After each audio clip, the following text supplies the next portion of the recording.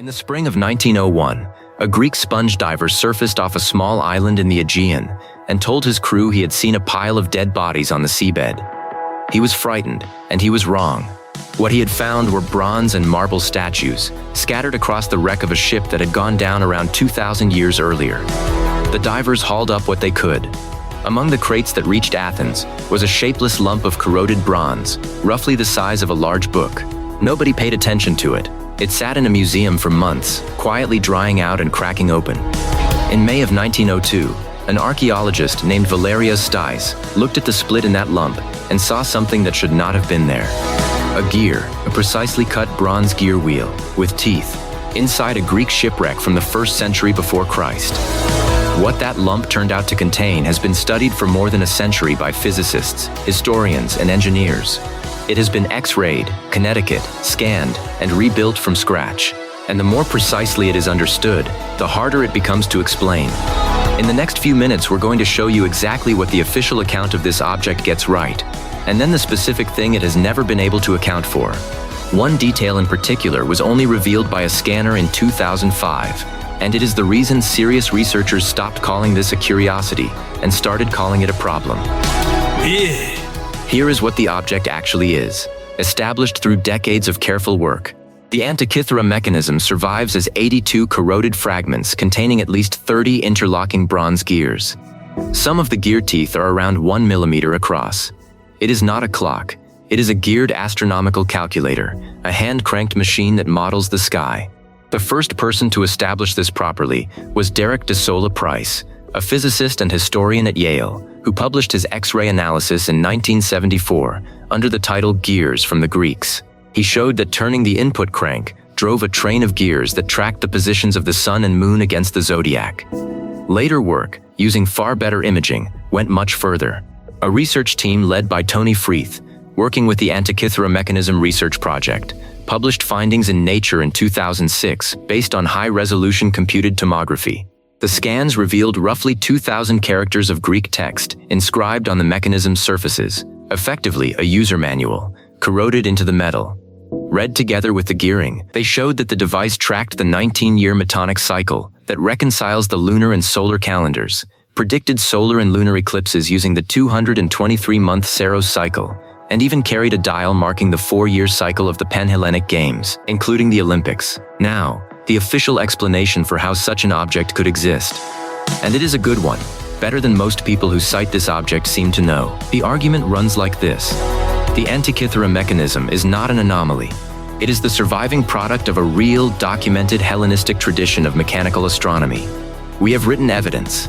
Cicero, writing in the 1st century before Christ, describes a bronze device built by Archimedes that reproduced the motions of the sun, moon, and planets, and mentions a similar instrument constructed by the philosopher Posidonius on Rhodes.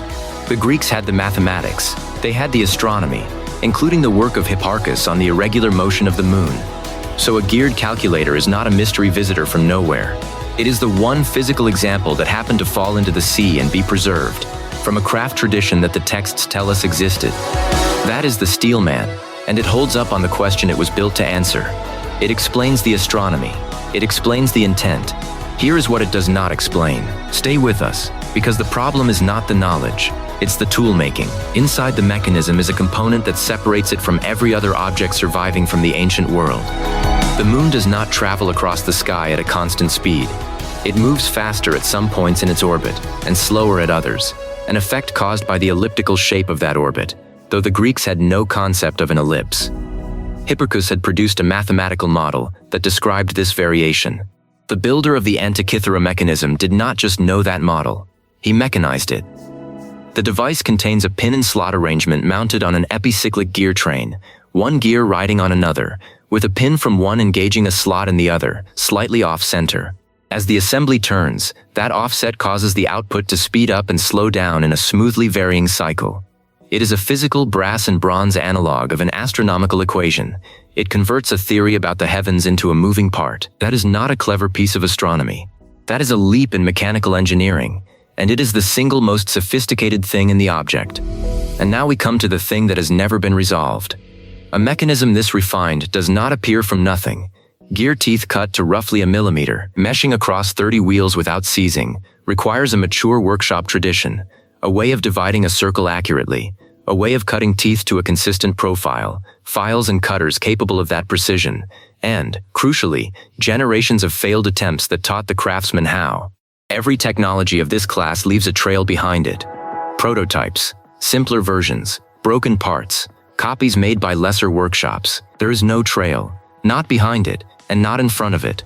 To put the precision in perspective, those gear teeth are cut at roughly a millimeter, about the thickness of a credit card. 30 of them have to mesh together, in sequence, without binding, driven by hand, and still produce an output accurate enough to predict an eclipse decades in advance. Every tooth has to be right. One misshapen wheel and the whole train fails. That is not craftsmanship you acquire in a single generation. Nothing of comparable geared complexity appears anywhere in the archaeological record for roughly 1400 years, not until the great astronomical clocks begin to appear in medieval Europe, in the 14th century. A machine of this precision surfaces once, in a shipwreck, and then the entire technology goes silent for longer than the time separating us from the fall of Rome. There are two possible explanations, and both of them are uncomfortable.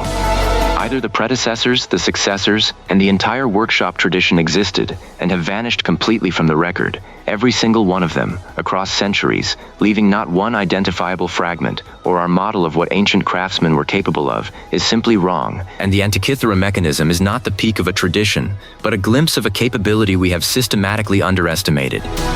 Notice what nobody serious is claiming here. Not aliens, not lost super civilizations. The Greeks built this. The inscriptions are in Greek. The astronomy is Greek. The calendar is Greek. The mystery is not who made it.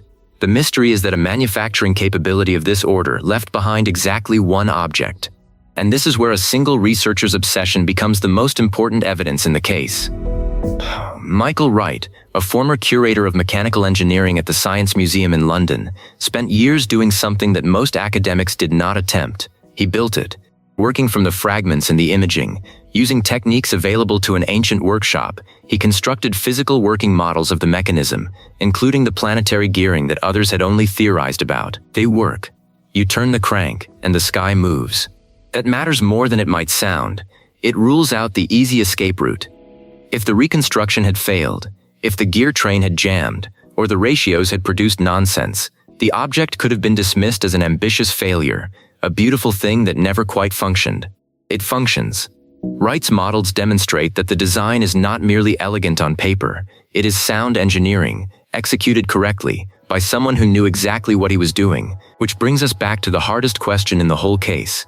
What's striking about the Antikythera mechanism is not any single feature.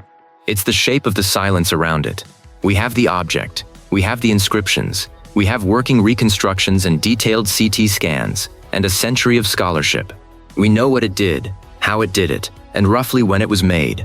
What we do not have, what nobody has ever found, is a single other machine like it, from anywhere in the ancient world, before or after. One survivor, and no family. Every technology in human history leaves siblings. This one didn't, and the standard explanation asks us to accept that an entire lineage of precision engineering existed, flourished, and then disappeared so completely that a corroded lump pulled off a shipwreck by sponge divers is the only proof it ever happened at all. Maybe that's true.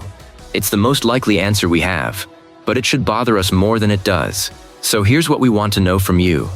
If a single object from a lost technical tradition can sit unrecognized in a museum for months because nobody expected it to exist, what else is sitting in a drawer right now, mislabeled? Tell us in the comments. If you want to go further, we've put together a complete guide covering 50 ancient discoveries that science still hasn't explained. Every site, every mystery, every competing theory, with sources. Link is in the description. And if today's video was worth your time, subscribe. We publish a new ancient mystery every week.